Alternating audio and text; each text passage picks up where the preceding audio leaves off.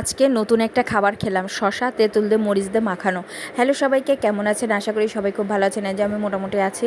তো সকাল সকাল উঠে দেখি গ্যাস নেই, তো কী করব, পাউরুটি দিয়ে ডিমটা সেঁকে নিলাম। তো বাবুকে একটু পাউরুটি দিয়ে দুধ খাইয়ে নিয়েছি, আর আমি পাউরুটি দিয়ে ডিম সেঁকে তাই খেয়েছি। যাই হোক, এভাবেই আমাদের সকালটা কেটে গেল। কিন্তু গ্যাস পরে আর আসলো না, অনেক পরে যে দুপুরে যে আসলো। আর কিছু রান্নাবান্নাও করা হয়নি। তো বাবুকে নিয়ে তারপরে স্কুলে চলে গেলাম।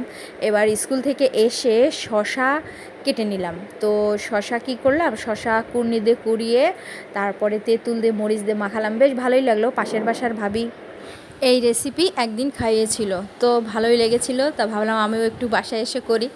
তো করে দেখি যে ভালোই লাগলো। তা আমি একটু খেলাম, আবার বর্ণকে একটু দিলাম। ওকে আর ঝাল দিইনি, ওকে এমনি করে দিলাম, শসা কেটে দিলাম, ও সেটা খেলো।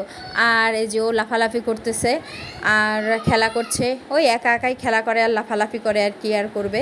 তারপরে একটু ফ্রিজ থেকে তাল বের করে নিলাম, কারণ ফ্রিজে মাছ রাখছি আর তাল রাখার জায়গা নেই। এটা আগের বছরের তাল, তো একটা বাটিতে রেখে দিয়েছিলাম। তো সেটুকু আবার নারকেল দিয়ে দুধ দিয়ে জাল দিলাম, তো বেশ ভালোই লাগলো। ওটাই জাল দিয়ে আমরা একটু খেলাম, রুটি দিয়ে খেয়ে নিলাম। তো এই আর কি, মানে গত বছরের তাল ছিল। তো এবার তো এখনও তাল পাকিনি, তাল পাকলে আবার একটু এরকম করে রেখে দেবো যাতে খাওয়া যায়। ভাবছিলাম বড়া বানাবো, কিন্তু এত গরম আর বানানো হলো না। তো ঠিক আছে, বাই বাই।